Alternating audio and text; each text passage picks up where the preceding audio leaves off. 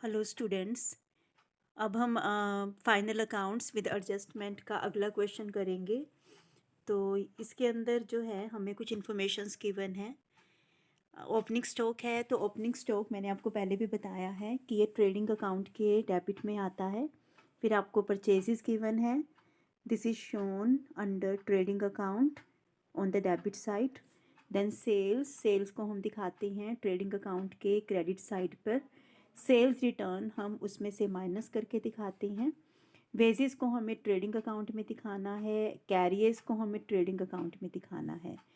फिर आपको ये बैड डेट्स गिवन है, ये हमारे ओल्ड बैड डेट्स होते हैं और ये सिर्फ एक ही बार P&L अकाउंट के डेबिट में आते हैं और ये प्लस होते हैं। फिर आपको बैड डेट्स प्रोविज़न गिवन है, ये भी हमारा ओल्ड प्रोविज़न है और ओल्ड प्रोविज़न को हम प्रॉफिट एंड लॉस अकाउंट में जो बैड डेट्स हैं प्लस फर्दर बैड डेट्स होते हैं उसके न्यू प्रोविज़न हम ऐड करते हैं और ओल्ड प्रोविज़न को हम माइनस करके दिखाते हैं। तो इन दोनों का जो ट्रीटमेंट है वो सिर्फ P&L अकाउंट में होगा। बैड डेट्स को हम ऐड करेंगे और बैड डेट्स प्रोविज़न को हमें माइनस करना है, ये ओल्ड वाला है। इसके बाद डेटर्स आते हैं। डेटर्स हमारी एसेट है तो इसको हम बैलेंस शीट की एसेट में दिखाते हैं। फिर क्रेडिटर्स आते हैं, क्रेडिटर्स को हमें बैलेंस शीट की लायबिलिटी में शो करना है। देन ऑफिस फर्नीचर है तो ये हमारी एसेट है, इसको बैलेंस शीट की एसेट में दिखाएंगे। इसके बाद प्लांट एंड ऑफिस फर्नीचर को हम बैलेंस शीट की एसेट में दिखाते हैं। प्लांट एंड मशीनरी को भी हमें बैलेंस शीट की एसेट में शो करना है। Establishment charges profit and loss account के डेबिट में आते हैं क्योंकि इनडायरेक्ट एक्सपेंडिचर है ये। एडवर्टीजमेंट ये भी हमारा प्रॉफिट एंड लॉस अकाउंट के डेबिट में आएगा। गुडविल हमारी एसेट होती है तो इसको हम बैलेंस शीट की एसेट में दिखाएंगे। इंपोर्ट ड्यूटी क्लियरिंग चार्जेस हैं, ये गुड्स को मंगवाने का खर्चा है तो इसको हम ट्रेडिंग अकाउंट के डेबिट में दिखाते हैं। कमीशन के साथ आपको ऑलरेडी क्रेडिट वर्ड लिखा है तो ये P&L अकाउंट के क्रेडिट में जाएगा। अगर क्रेडिट है तो ये हमारी इनकम है तो इसको हम क्रेडिट में दिखाते हैं। देन आता है capital and personal expenses. Capital हमारी लायबिलिटी है और इसको हम बैलेंस शीट की लायबिलिटी में दिखाते हैं। पर्सनल एक्सपेंसेस हमारे ड्राइंग्स हैं तो इसको हमें कैपिटल में से माइनस करके दिखाना है। फिर आती है हमारी इन्वेस्टमेंट। इन्वेस्टमेंट हमारी एसेट है तो इसको हमें बैलेंस शीट की एसेट में शो करना है। कैश भी हमारी एसेट है तो इसको भी हम बैलेंस शीट की एसेट में दिखाएंगे। रेंट एंड इंश्योरेंस को हम प्रॉफिट एंड लॉस अकाउंट के डेबिट में दिखाते हैं। अब हम आते हैं एडजस्टमेंट पर। तो एडजस्टमेंट में सबसे पहले हमें गिवन है रेंट आउटस्टैंडिंग अमाउंटेड टू ₹500। तो ये आउटस्टैंडिंग रेंट है जो ड्यू हो चुका है लेकिन अभी तक हमने इसको पे नहीं किया तो इसको हम प्रॉफिट एंड लॉस अकाउंट के डेबिट साइड में रेंट में ऐड करके दिखाएंगे। प्रॉफिट एंड लॉस अकाउंट में डेबिट साइड में रेंट में ऐड करके दिखाएंगे। और साथ में ही हमें गिवन है इंश्योरेंस के बारे में। इंश्योरेंस अनएक्सपायर्ड है। अनएक्सपायर्ड इंश्योरेंस का मतलब होता है कि ये प्रीपेड है, इंश्योरेंस को हमने एडवांस में पे कर दिया है और जो प्रीपेड इंश्योरेंस होता है तो वो एक बार इंश्योरेंस में से डिडक्ट हो जाता है क्योंकि अगले साल से रिलेटेड है और सेकेंड टाइम हम इसको बैलेंस शीट की एसेट में दिखाते हैं। जो हमारे आउटस्टैंडिंग एक्सपेंसेस हैं तो हम एक बार इसको रेंट में ऐड करेंगे और सेकेंड टाइम हम इसको बैलेंस शीट की लायबिलिटी में भी शो करेंगे। बैलेंस शीट की लायबिलिटी में हमें इसको शो करना है। नेक्स्ट है commission amounted to ₹200 has been received in advance. कोई भी इनकम अगर हमें एडवांस मिल जाती है तो वो हमारी लायबिलिटी बन जाती हैं। क्योंकि करंट ईयर का इनकम नहीं है ये तो एक बार हम P&L अकाउंट में क्रेडिट साइड में इसको कमीशन में से डिडक्ट कर देंगे और सेकेंड टाइम हम इसको बैलेंस शीट की लायबिलिटी में शो करेंगे। फिर आपको गिवन है write off 500 as bad debts and also create a provision for doubtful debts at the rate of 2% on sundry debtor. तो आपको बैड डेट्स दिए हैं हमें। ये जो बैड डेट्स हमें गिवन है ये फर्दर बैड डेट्स है तो इसका ट्रीटमेंट दो जगह पर होगा।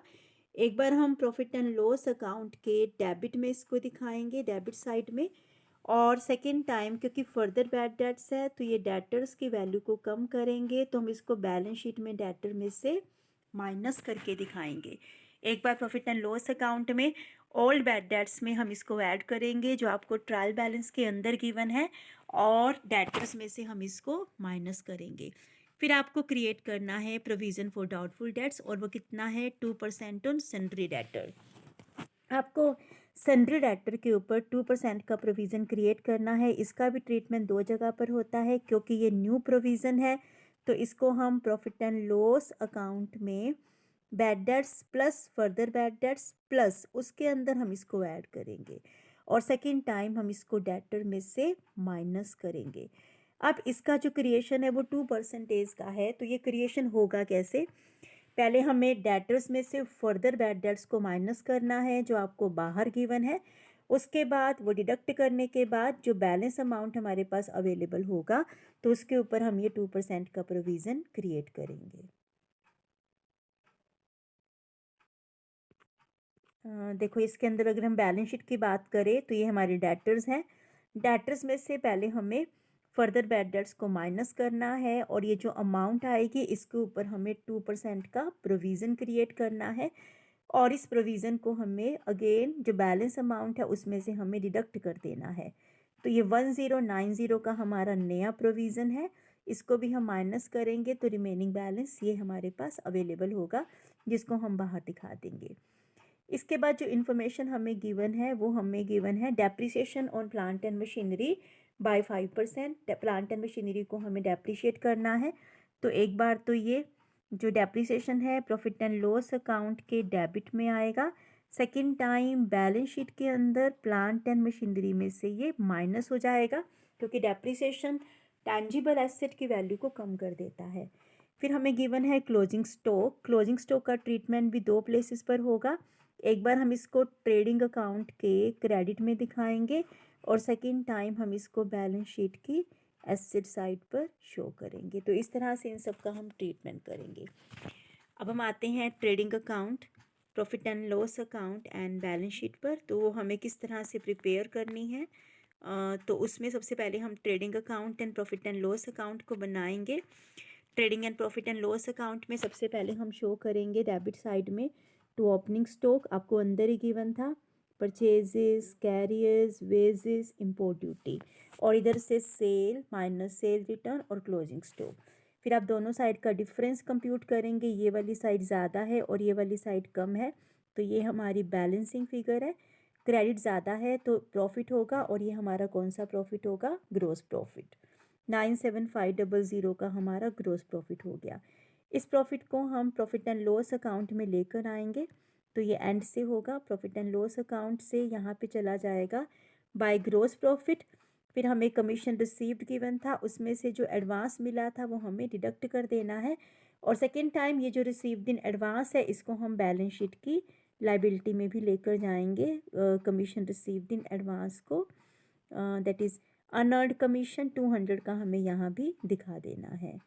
इसके बाद जो है डेबिट में हम आते हैं, तो हम स्टार्ट करेंगे जो इसके बैड डेट्स का है। बैड डेट्स के लिए सबसे पहले हम दिखाएंगे अंदर के बैड डेट्स, ये हमारे ट्रायल बैलेंस के बैड डेट्स हैं। ऐड करेंगे फर्दर बैड डेट्स, ये हमारे एडजस्टमेंट के हैं। ऐड करेंगे न्यू प्रोविज़न, ये भी हमारा एडजस्टमेंट का है, और माइनस कर देंगे ओल्ड प्रोविज़न, ये हमारे ट्रायल बैलेंस के हैं।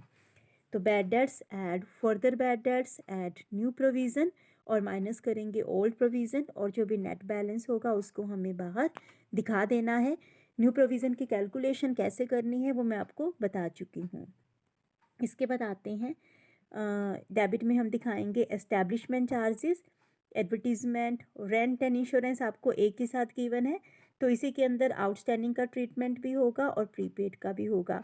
आउटस्टैंडिंग को ऐड करेंगे और सेकेंड टाइम ये बैलेंस शीट की लायबिलिटी में जाएगा, प्रीपेड को माइनस करेंगे और सेकेंड टाइम ये बैलेंस शीट की एसेट में जाएगा। तो आउटस्टैंडिंग रेंट को हम बैलेंस शीट की लायबिलिटी में दिखाएंगे, और प्रीपेड इंश्योरेंस को हम बैलेंस शीट की एसेट में शो करेंगे लाइक दिस। नेक्स्ट हमारा आता है जो एक्सपेंडिचर हमारे रह गए हैं। Then depreciation on plant and machinery, ये हमें डेप्रिसिएशन प्लांट एंड मशीनरी के ऊपर कंप्यूट करना है, और सेकेंड टाइम ये बैलेंस शीट के अंदर प्लांट एंड मशीनरी में से माइनस भी हो जाएगा। यहाँ पर प्लांट एंड मशीनरी का जो रिस्पेक्टिव डेप्रिसिएशन है 5% हमने कंप्यूट किया और इसमें से माइनस करके बाकी जो बैलेंस बचेगा वो हम एक्सटर्नल कॉलम में दिखा देंगे। उसके बाद हम दोनों साइड का डिफरेंस कंप्यूट करेंगे। अगर तो क्रेडिट साइड ज़्यादा है तो डिफरेंस नेट प्रॉफिट होगा, और अगर डेबिट साइड ज़्यादा है तो डिफरेंस नेट लॉस होगा, वो भी इस तरफ आएगा। इसको हम कैपिटल अकाउंट में ट्रांसफ़र करते हैं, ये बैलेंस शीट में कैपिटल में ऐड हो जाता है। ये जो नेट प्रॉफिट है 78660 का। अब हम आते हैं बैलेंस शीट। बैलेंस शीट जो है जब भी प्रिपेयर की जाती है, पर्टिकुलर डेट को प्रिपेयर की जाती है, तो इसके साथ जो वर्ड आता है वो एज एट आता है। बैलेंस शीट एज एट 31 मार्च 2004। तो इसके अंदर हमें पहले लाइबिलिटी साइड में क्रेडिटर्स को दिखाना है, आउटस्टैंडिंग रेंट है, अनअर्न्ड कमीशन है। कैपिटल में नेट प्रॉफिट को ऐड करेंगे जो हमारा P&L से आया है, और इसमें से जो ड्राइंग्स थे, जो हमें पर्सनल एक्सपेंसेस गिवन थे, वो हम माइनस करके दिखा देंगे और नेट बैलेंस को बाहर दिखा देंगे एक्सटर्नल कॉलम में। एसेट में हम कैश को शो करेंगे, कैश एज इट इज़ रहेगा। देन इन्वेस्टमेंट है। डेटर्स में से पहले हमें फर्दर बैड डेट्स को माइनस करना है और इस अमाउंट के ऊपर हमें नया प्रोविज़न क्रिएट करना है, और नए प्रोविज़न को भी हमें इसमें से माइनस करके दिखा देना है। तो माइनस करने के बाद जो बैलेंस आएगा उसको हमें बाहर दिखाना है। फिर एसेट में हमें क्लोजिंग स्टॉक को शो करना है, प्रीपेड इंश्योरेंस है, फर्नीचर है, प्लांट एंड मशीनरी में से डेप्रिसिएशन को माइनस करके दिखा दिया, और गुडविल को भी हमें माइनस करके एज इट इज़ दिखाना है। तो इसके बाद हमारा जो बैलेंस शीट का टोटल है वो मैच हो जाएगा। दैट मीन्स आपका आंसर सही है। So now we come to the end of this example. बाकी जो टॉपिक है अगली वीडियो में हम कवर करेंगे। Thank you so much.